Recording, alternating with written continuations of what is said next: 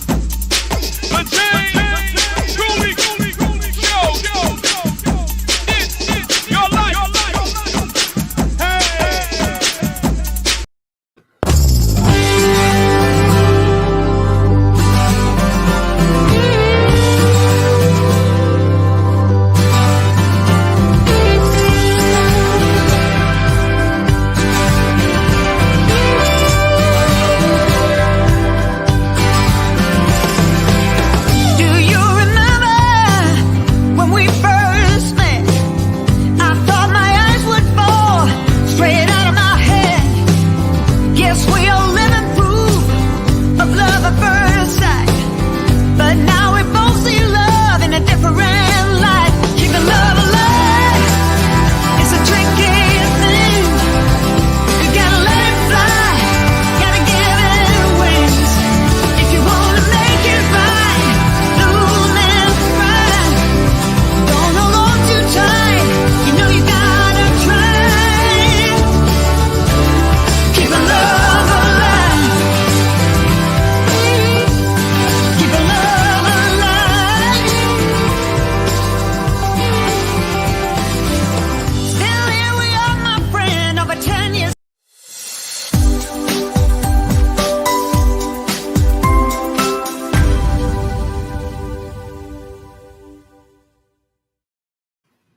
Now we in business. Hello out there. Welcome to the James Cooley Show. It's your life. I'm your host, Dr. James C.C. Cooley, and we got an absolutely fantastic guest in the house today. And this man is a many talents. Uh, Film producer, actor, writer, movie maker. I mean, rap, all that other type of stuff. And I think I might have to challenge him in one of these battles today, Michelle. We Uh-oh. talking none other than the main man, Lacey Turner. So just like I said before I do anything, I have to always bring Michelle in. How you doing today, Michelle? I'm doing great. I can't wait till we start this show and get with it and talk about this guest, getting to know him, about the amazing things he has done and continues to do. He's an author, he's a filmmaker, he's a writer, director, and activist, and he's many more. That's why he's a man of many talents. He is the man. And wherever you're watching this at, whether you're watching on E360 TV, if you're watching on YouTube, LinkedIn, Twitter, over 20 other plus mechanisms, if you want to be part of this conversation, all you have to do is just go to the comments and just ask this young man any questions that you want to. Or yeah, if you just want to say hello and I'm loving the show, I do that as well. So if you're watching on YouTube, subscribe to the channel. Michelle, let's get this started because I can't wait to bring this young man in here. Oh, most definitely. So, again, the title of the show is The Man of Many Talents, and is getting to know activist, filmmaker, writer, and musician Lacey Turner and discuss his background and how it contributed to his goals and mission in life, discuss his career as a musician and a filmmaker, and how he wants to change the world through his activism. So, let's get to learn a little bit about Mr. Lacey Turner. A great mind can change the world. Lacey Turner, aka G Souldier, is living to prove that nothing is impossible as long as you set your mind in motion for action. A resident of St. Louis, Missouri, Lacey G Souldier Turner spent most of his life knowing that writing, directing, producing, and improving the world is what he was born to do. His passion goes back to his childhood as he encountered the hardship and injustice of being Black. From a young age, he learned that music, writing, and voicing his opinion were the only way he would succeed in a world that was not equally established. Throughout the years, he took every opportunity to learn and gain skills in a business that can be tough, especially as a young, up and coming, and knowledge hungry Black man. His passion is to embark on a journey in filmmaking, music, writing, and being an activist that will change the world. Lacey's films has been selected and have premiered in several festivals across the nation. He has sold out multiple movie theaters on his own, bringing out crowds as big as 300 people. He lives by this saying on his creative journey: if you allow fear and doubt to creep into your mind, then failure is absolute. The James Cooley Show, It's Your Life, welcomes Mr. Lacey Turner, aka G Souldier, to the show. How G y'all, Soldier, how are you doing, my friend? how How y'all you doing? doing, man? Well, I gotta say my slogan. I'm your favorite rapper's favorite rapper, the best film writer and director in St. Louis. Facts, award-winning published author, actor, journalist, actor, business owner, Lacey G Souldier Turner. There we go. Man, hey, Soldier, you doing so many great things out there, man. It's an absolute pleasure having you on the show. I've been chatting with you for the last couple of weeks, and I mean, off and on, and got an opportunity to go back and do my research on you.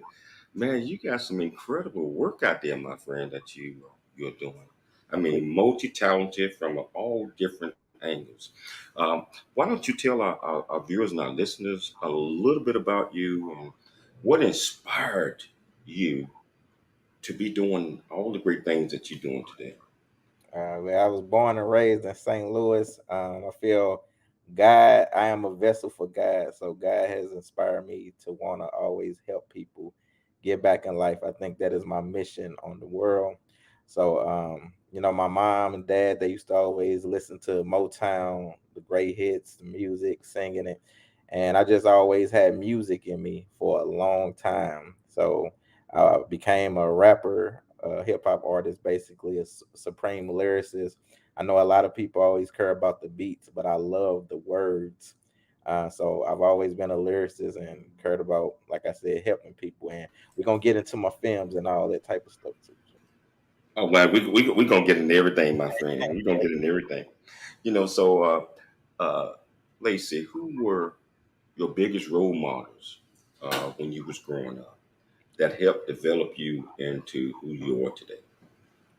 And my mom and my grandmother, they've been catalysts in my life, always installing the word of God in me. And so those have been my biggest role models because, I had a stepdad. Well, my stepdad, God rest his soul, he was a drug dealer.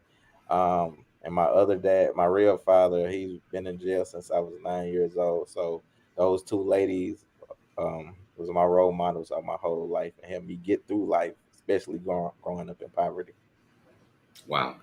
So I got to ask you this, man. So where did the luck G Soldier? Where did that come from? So it's crazy. When I was young, I was looking for a name, a rap name, right? And I made my name was Green Eyes, which I didn't have no green eyes. I don't even know why I picked the name. I was like in the sixth grade. I was like, man, I need a real name. I was like, come on, man, I need a name that I want to stick with me forever. And I was thinking about it. Like I just said, I was like, I'm a soldier of God. So I was like, G Souldier, God's soldier. And I had that name ever since the sixth grade. So it stands for God's soldier, the chosen one. Okay, I love that, man. G Souldier, the chosen one.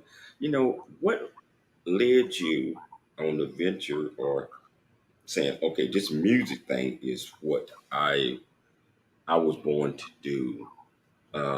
What inspired you to out of all the things that you're doing, reach out and choose that? So basically, like I said previously, my mom and my stepdad, they was listening to Motown. So the Temptations, that's my favorite group, even though I was not born during that time. But and then after that, when hip hop came out, my uncle, he used to always take me around with him. So he was bumping NWA. So music has always been a part of me. And like I said, I love lyrics. So as I got old enough to write lyrics, my favorite group came out, Bone Thugs and Harmony. So I used to take their songs and make fool songs out of them. Like if they say, "Welcome to the crossroads, so you won't be lonely," I used to be like, "Welcome to McDonald's, so you won't be hungry." And then after that, I just started, writing my own lyrics. And I remember I went to college, my first year of college. I had a friend, and he introduced me to the studio. I was writing music my whole life, but my first time going to the studio was in 1999. And ever since then, I've been doing music my whole life. Wow. You know, we're gonna take a station break because I did mess up in the beginning. But we're gonna come back and we're gonna pick it up. We're gonna get off into your music. We're gonna get off in your life. We're gonna get off into things that you, your vision, your understanding, and your focus of the stuff that you're doing. So, if you want to be part of this great conversation, all you have to do is go to the comment section and just put it in there. Ask this great man any question you want to. We'll be back shortly after the break. It's your life with Dr. James J.C. Cooper.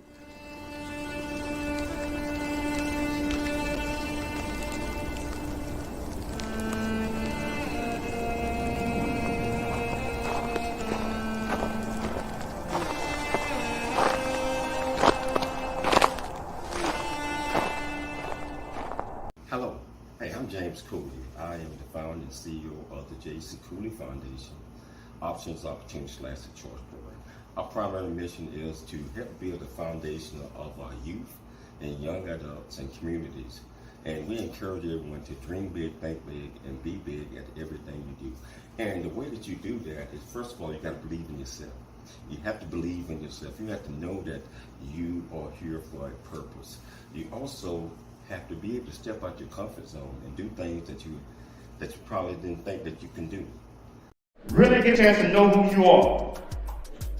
And once you know who you are, you truly know who you are, love who you are.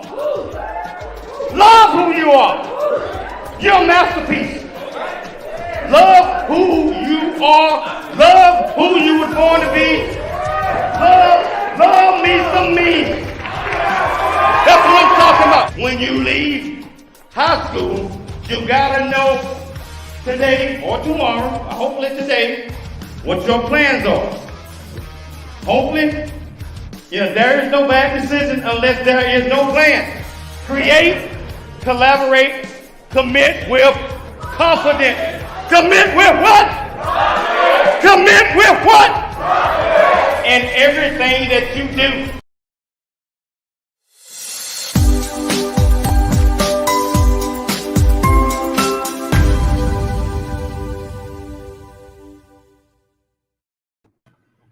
Welcome back to It's Your Life. I'm your host, Dr. James J.C. Cooley, and I've got this absolutely talented, brilliant young man just sharing his story with us and some of the things he's doing. Just like I said, multi-talented and musician. Uh, writer, director, filmmaker. I probably 1 million other things. Author that we're gonna talk about. But Lacey, man, so you have written a lot of music, and I have listened to a lot of it. You're pretty talented. What is the greatest song you think that touched you and that you had to write about? So it's this song called Teardrops. So with that song, You know, I always seen a lot of domestic violence going on, abuse. So in 2002, I wrote the first verse to this song called Teardrops. And I said, man, this song is so powerful that I will never finish this song until I find the right beat. So I wrote that first verse, and then I guess 8 or 9 years later, I think it was 2011, I found the right beat for it, and I wrote the second and third verse, and it's very powerful. I really take my music serious when I do music, so that's why I had to wait, and it was just one of the most powerful songs. I remember when I took that song to Detroit. They had a conference, and I wasn't supposed to get paid or anything. They were just like, "You can go ahead and perform it."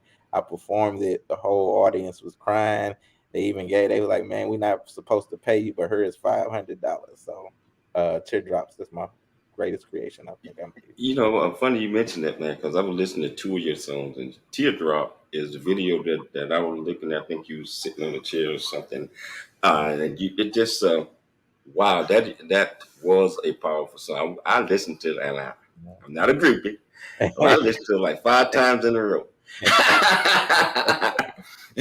I listened to that one. I said, okay, you got something here with that. Appreciate it. You know, so I wish I would have pulled it up so our listeners could get a taste of it. But I don't have that in the queue. Check it out. You know, So, go to YouTube. G Souldier Teardrops. okay, we're gonna have to put that in the comments. One of the things I want to talk about before we get off into the film, just like I said, you do a lot of different things. This battle of the street rappers. I found that to be interesting. Watching a couple of your events. Can you tell, first of all, tell our viewers and listeners that might not know, that might be old like me, Mhm. what is that and what does it entail? So battle rap is like a sport, a mental sport.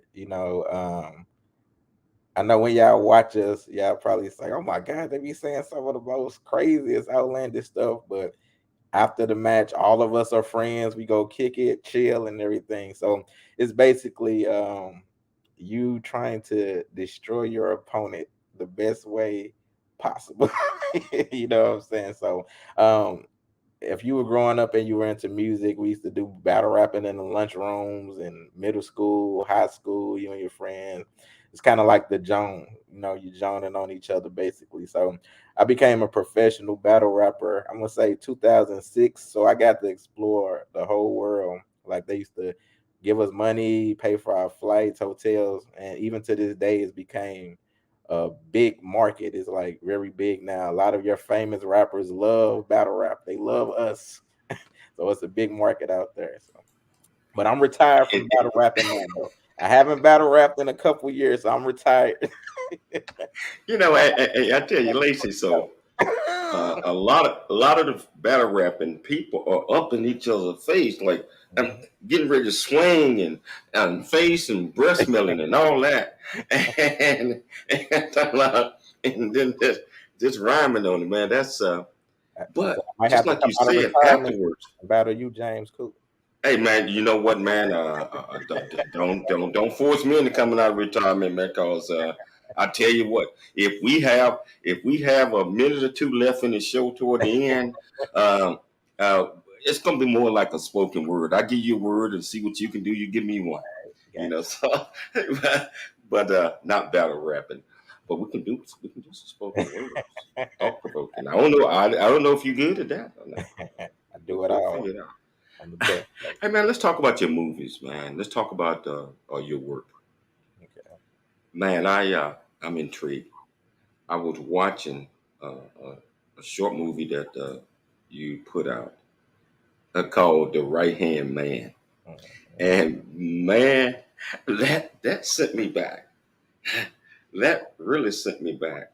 And I tell you what, let's show our viewers a little bit of clippings of that. Then I want you to explain to our viewers and our audience what you meant by it. So let's go to that one first, okay? Yo, my dude, I need to holler at you like ASAP. Damn, Sean, what's wrong, homie? Please cheat on me with Darian. Nah, dog. Your best friend, Darion? Your right hand man? I heard talking to this fraud this morning. She thought I was asleep. Then I went to go check her phone and saw this Trump number her incoming call is. Ain't no friend of mine that disrespectful to talk to my woman. Are you sure? It's not like you're going to work today. I saw you at the store today buying champagne and candles for your lovely day you was about to have. So what you gonna do, fam?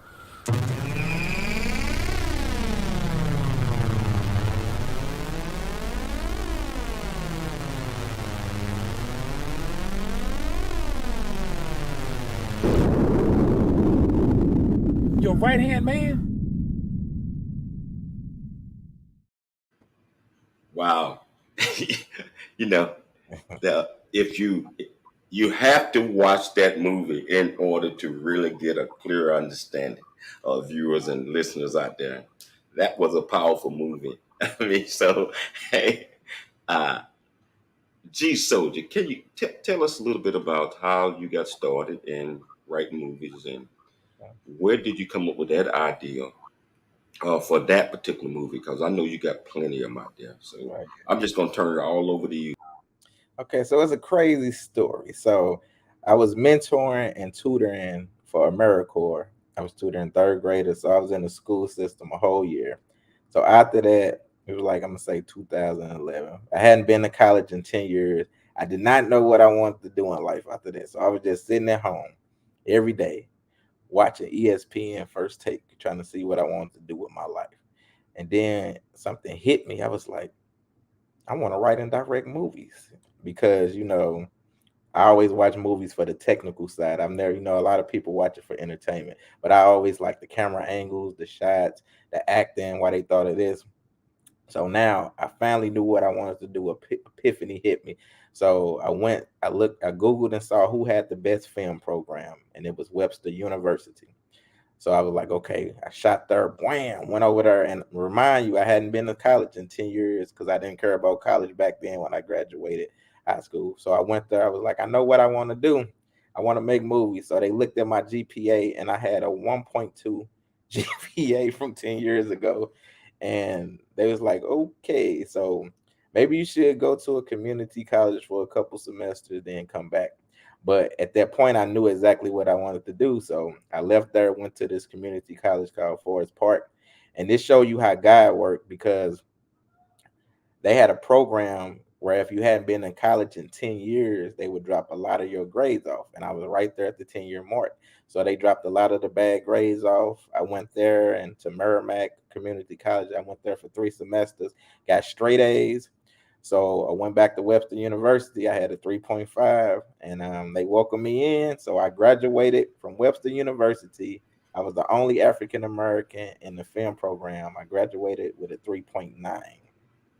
And Wow. so with Right Hand Man, that was my first film for my junior year. So I was like, actually, let me tell you this quick story about that. So I was lollygagging. So I had a song that I wrote some years ago called Right Hand Man. So the very next day we had to turn in a script and I didn't have no script. So I was like, I'm gonna take my song that I got and then create these characters around it and then make it into a film or whatever. So I wrote the script, turned it in, and then the next week we sit in a circle with our instructor and he was going around the circle ripping everybody's script to shreds. And then he got to mine. I'm like, here we go. He was like, oh my God, I love it. It's amazing. You are wonderful. Right Hand Man, it's the best. Because he was a foreigner. And that's how Right Hand Man came about. Man, so you got LaWanda, Orange Janet, or Morgan saying hello, giving you some claps. So uh, Oh, tell us about some of the movies that you write, that you produce, that you direct, and where do you get all of these thoughts? I love what you just said about Right Hand Man. yeah. Where you get the ideas to write that, and I tell you, I'm gonna let you start, then we're gonna take a station break. We'll come back and pick it up. So where I get the ideas is from people like you, from life. It's so much just CGI movies, people blowing up and everything. I feel the essence of storytelling has gone from films. Everybody make these microwave films now. I see people in a film and they die quick. I was like, am I supposed to feel for this character? Because there's no character development. So I always try to touch on issues that people sweep under the rug, like bullying. I'm pretty sure we're gonna talk about my film Abita. I have a film about bullying, so I always try to create dialogue and try to heal in my films and touch on topics that a lot of people are going through, like domestic violence, gun violence, and all of that.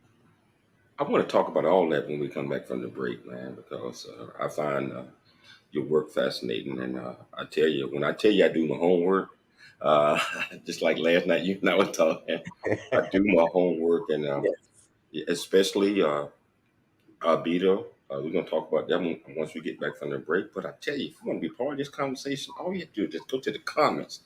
Ask this young man any question that you want to, and I promise I get it on screen. We'll get your answer. Remember, it's your life. I'm Dr. James J.C. Cooley. We'll be back shortly after the break.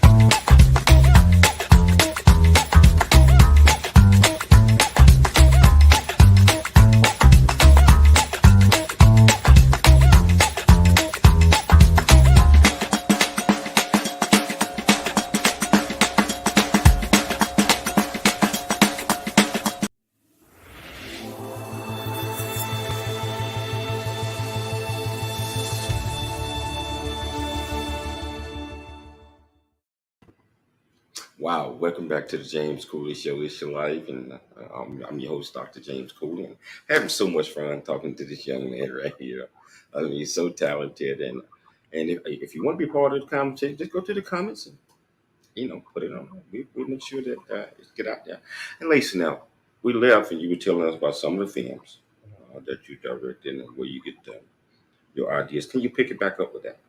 Oh yeah. So like I have a film about bullying type of beta. We're gonna talk about that. I just did a recent film that's making its way, it's making its rounds in the film festival now. It's called Are You Vaccinated?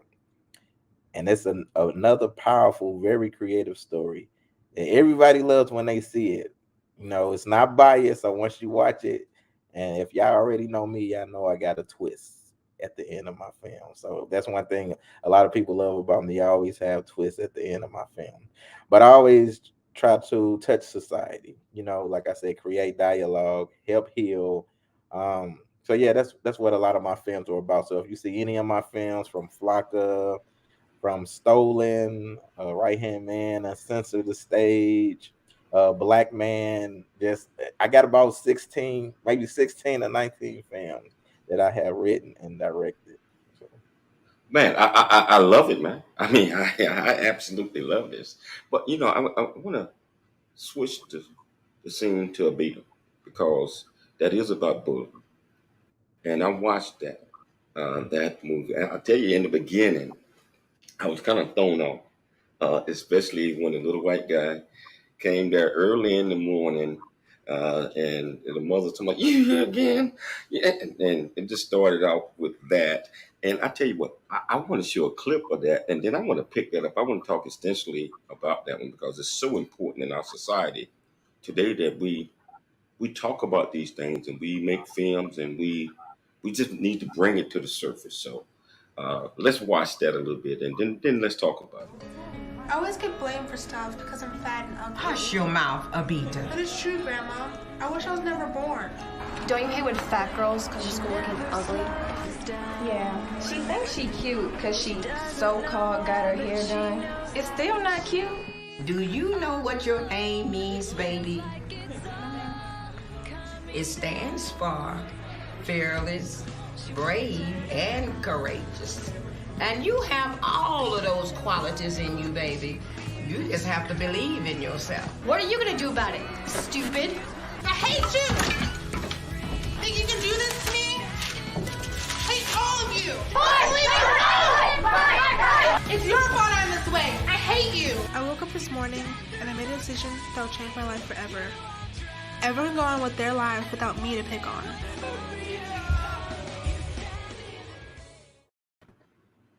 Wow, that's such a powerful clip. And the movie, our viewers and listeners out there, if you haven't had an opportunity, you want to talk to this man because you need to watch that one and you need to share that with your kids. You need to share that with the community. You need to share it with everybody because that is a major problem that is happening in our school systems, in our communities, and just everywhere we go. And it is bullying. So, Lacey, can you tell us about this movie in detail? And how did you go about, I mean, just laying out the different scenes on how you did it and the actors that you picked to uh, play the roles because they were so relatable. I'm talking about they were so relatable. Like they had already went through that before. So I'm gonna turn that over to So with the beta, and for anybody, I also have the book of beta. Is if Amazon or Barnes and Nobles, anywhere you buy books, you can also get a beta spelled ABHITA. The audio book is out, so make sure y'all get that too. And for anybody who wants to watch any of my film trailers, you can go to my website. This is my production company, 4 Feet Off the Ground Productions. So you can go to my website at 4feetofftheground.com, click on any one of my movie posters, and you can watch the trailer. So it's the number 4 feetofftheground.com. But with a beta, I wanted to get someone, I put a lot of actors in my films, but with this film in particular, I wanted to get the main character, somebody in the school who was actually getting bullied in real life. So she did the film and it changed her whole entire life. She became friends with, it's some mean girls in the film, but she became friends with those girls who were playing the mean girls. And it was just a wonderful thing for her. She got to see herself in the movie theater on the big screen. And she went from wanting to kill herself into now, I think she's older now. She's going to college and everything. So that's, to me, when I make films like that, that's worth more than any amount of money, just knowing that you changed some person's life. So that's why I do my films. wow. And do you get an opportunity to go around the schools or communities, boys and girls clubs, or any of these places to show your films and also talk to uh, the audience about it? Yes, I'm actually I did that a little bit, but I'm actually finna start with this award-winning author. His name is Mark Hoberman. We're putting together a program now so for us to travel around the United States, and we're gonna speak to the kids. We're gonna show the film and talk about bullying because that is a very important thing. Like we said, cyberbullying. Just recently, somebody here in St. Louis, where I'm at, I just saw a mother on her page, and her child was getting bullied, and she took her own life. So I feel this is something very important that we need to really tackle and touch on. So that's why I even made the film Abita. So once you watch the film, you get to see this kid's mind, see how she thinks. And I'm not going to tell y'all the story because it's very powerful, but you get to see how somebody can, want to take their lives. It's not as easy as saying, "Oh, just don't listen to them," or "just cut off your computer" or something. So it's really deeper than that underlying condition. So It is, Lacey. I prior to COVID, don't know if you know anything about the J.C. Cooley Foundation, my nonprofit. But that was one of the things that I used to go around to the schools, elementary, high school, junior high, some colleges as well, to talk about that topic.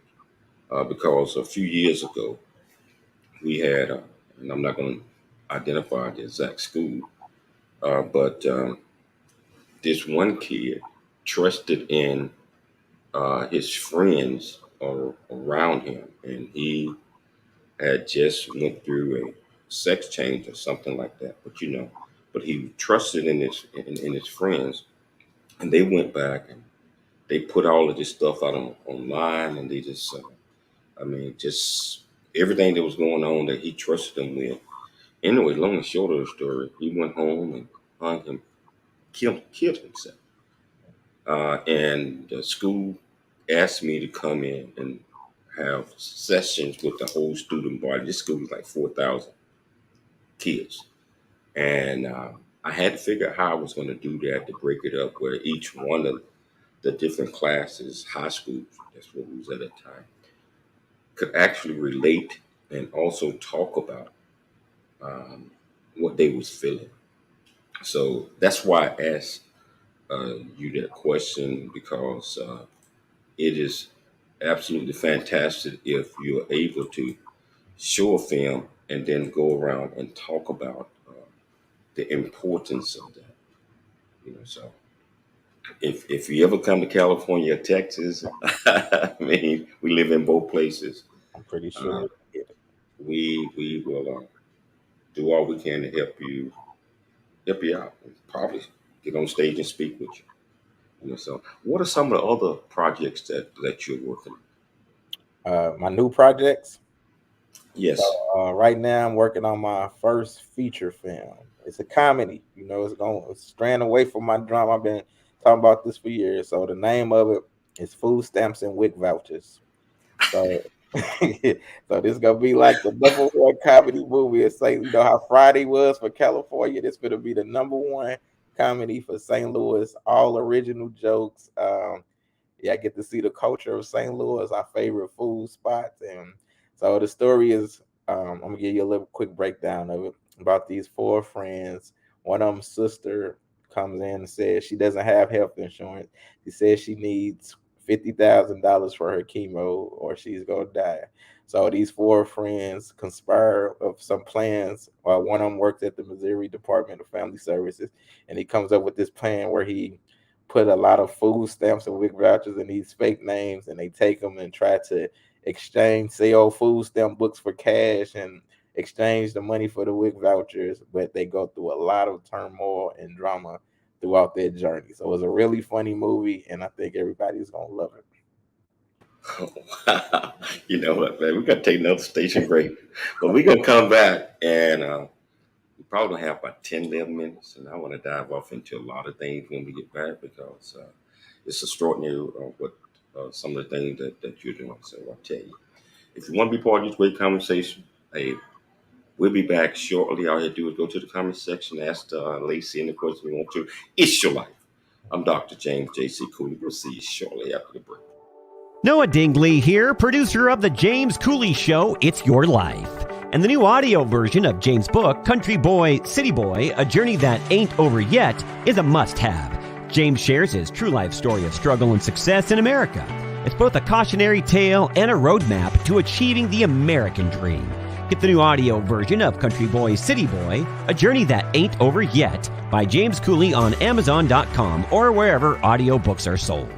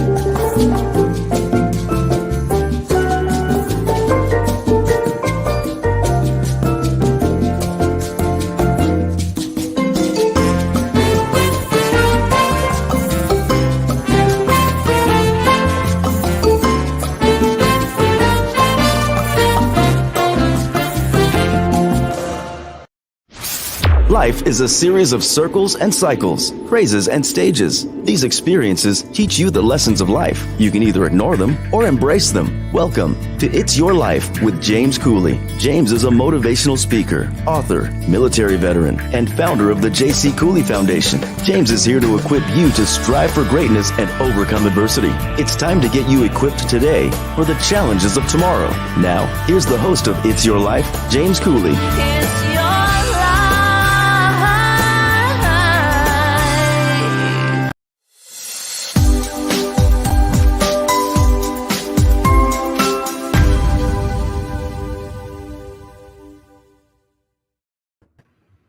Hello, welcome back to the James Cooley Show. It's Your Life, and as my guest here, Lacey Turner, one of the most talented individuals that I know, and you just laying it out. And I think I told everybody grab them about 5 or 6 bags of popcorn. You probably should have grabbed 20. I mean, because he's laying it out there, and so grateful and thankful, man, that you are able to come on and share your stories, and share your movies, and share all the things that you are doing. And a lot of people probably think that probably making films, there's no challenges. It's easy. Anybody can take a camera and just turn it on and do that. Can you tell our viewers or listeners how much time it takes to really put all the pieces of a movie together? I'm talking about think it out, write it out, table content, however you're going to do that, and some of the challenges that you have. Oh man, yeah, I have no idea. So let me tell y'all one story in specific. So, Mr. James Cooley, I know you seen a beta. You seen that ambulance scene at the very beginning, that one 5 or 6 second scene. Took me 8 weeks to get an ambulance. So I'm calling every, my instructor, like, you ain't gonna find nobody gonna give you an ambulance. I'm calling every week, called so many municipalities. No, no, no, no, no, no, no, no. One person said I can come to where they're at and shoot the ambulance, but I needed it on set. So after 8 weeks, on the day of the shoot, I had one number left. I called the person. He was like, "Oh, sure, I'll do it for you. Just give me $80 for gas and all that type of stuff." So people just never know. So just writing, directing, everything. So a beta is a 10-minute film. Probably took me about 3 or 4 months as far as writing, casting, trying to get the ambulance, people remembering their scripts. So if it's not really your passion, I do not do it. You have to love it. And I love what I do though. So yes. I know exactly what you're saying because I am the executive producer of a lot of plays and identifying the cast, first of all. And first of all, you have your writers write the script, Yes. do a lot all of this thing. Then they have to line up, especially with you being the executive producer, which means that you're paying for pretty much everything. Yeah. So they have to line up with Yes. whatever I believe and whatever I think. And I was like, okay, I don't like that one. I don't like that. I like that. Yeah. And then For equipment, the actors, and then identifying the right actors. Are we going to do open casting or whatever, however you want to do it, right? And so you have your directors and producers and all that. But once you get it, then a lot of people think that you can just, okay, we got the script, we got the actors, we got this. That takes another 3 months. yes. Everybody. You gotta do location scouting. You gotta Location. I'm talking about even when you start doing table reads and all of that. That takes a lot of time. go And into then and so what I'm trying to say is challenges out there. Whether it's on the big screen, whether it's on the stage, whether it's on film, it just doesn't happen overnight. An amateur might do it overnight, and then pretty much they ain't got themselves nothing, but to put some quality in. Yeah, actors who might drop out. Yeah, you scrambling to try to find replacements and all type of stuff. Oh yeah, but what is the hardest thing about filmmaking that you that you have? I mean, I'm talking about with all the different challenges, but what is the hardest uh, about making sure that when you start this project, that you're going to be able to finish the project? To me, the hardest thing is finding the right people. Like I said, you have to know, really sit down before you pick your actors and try to get a read for them and try to fill them out, because that's the hardest thing. Because a lot of people say they want to do stuff, but then when it's time to do it, they don't even have time. They're not really into it. So that's been the hardest thing. But I feel I'm a great, person at picking talent. So I remember when I was doing this horror film called Flocka, and this one female, we were shooting all through the night, and she was like, "Oh yeah, I got a full-time job and I go to school full-time, but I really want to do this film." And I already knew she was not going to be able to do that, dedicate that with a full-time job and you going to school. So you got to know how to pick your right people. So I think that's been the hardest thing. Wow. So, Lacey, a couple other things we did not talk about is you podcasting, you do all that good stuff. Yes. I mean, it just a journalist. Can you tell our viewers and our listeners a little bit about both of those? Because we did not talk about that much in the opening, but you're doing them. Let's Okay. talk about it. So one of my podcasts is called Uncensored the Conversation podcast. I have a panel. It's my girlfriend Stacy White. It's Ricky, Tabitha Shante, Tara Michelle, and my boy Wayne Phillips. So we're a panel. It's uncut. We talk about current events or relationship topics. uh, Everybody has a different personality. Anybody who listens to that show, they love it. So make sure y'all check out Uncensored. The Conversation is on Apple, it's on iHeartRadio, wherever you listen to your podcast. Spotify is everywhere. So make sure y'all check that out. We do Battle with the Sexes, all type of stuff. With journalists, I am a journalist for two online media platforms. One of them is the Narrative Matters, and one of them is the St. Louis Argus. Shout out to David Beckford, he's the CEO and head of it, and Rodney Maurice, he's the chief editor of both of those platforms. So I'll be writing a lot of great stories out of interview. Christopher Play Martin from Kid and Play, Brenda from Brenda's Got a Baby, the real Brenda, to Liso from The Wire. There's a lot of celebrities. So yeah, so those are my about the journalists and about my podcast. Wow. So where you find the time to do all this, man? Hey man, I love it. I love what I do. I'm busy 24/7. People be thinking, hey, I do not have a 9 to 5. So you have to love what you do. So I love, like, God bless me to be a writer. So I love writing articles. I love interviewing. I love doing a podcast. I love doing my music. I love writing and directing films, being an activist, all of it. I love it. Wow. And one thing that I hope you love, because you still owe me, he's going to be in my new book. Definitely. A Black Man point of view, mind, body, and soul. So I'm gonna put that out there. So he's gonna be one of the contributors of that. So I'm looking forward to it once I get your stuff. You're gonna get that today too. Oh man, no, I'm not in a rush, man. Cause we gonna do it right. We have to always do it right. So Lacey, can you tell us? Can you tell our viewers um, what scares you the most about not being able to achieve what you are going through, meaning that your projects, the word failure, it should not be an option. How do you avoid that word? So nothing scares me.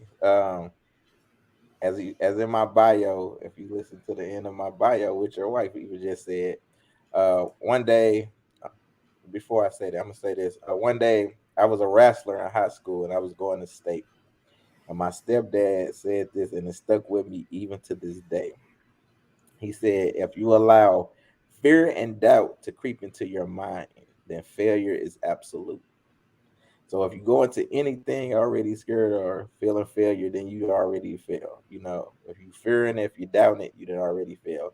So I go in life with no expectations at all. Even when I make these films, I know we ain't got that much time, but it's this crazy story. I did some. I feel if you just put your work out to the world, the universe and God will manifest great things that happen. So something I put out something in the world. I was looking for an interview and something that looked like it was going to be bad turned out to be the greatest thing in the world. So if it would have went right, then I wouldn't have met my PR publicist Beatrice Davis, which turned into me finna sign probably a big film distribution deal, which also turned into me finna sign a label deal. You know what I'm saying? So just put your stuff out there and don't go into anything with any fear.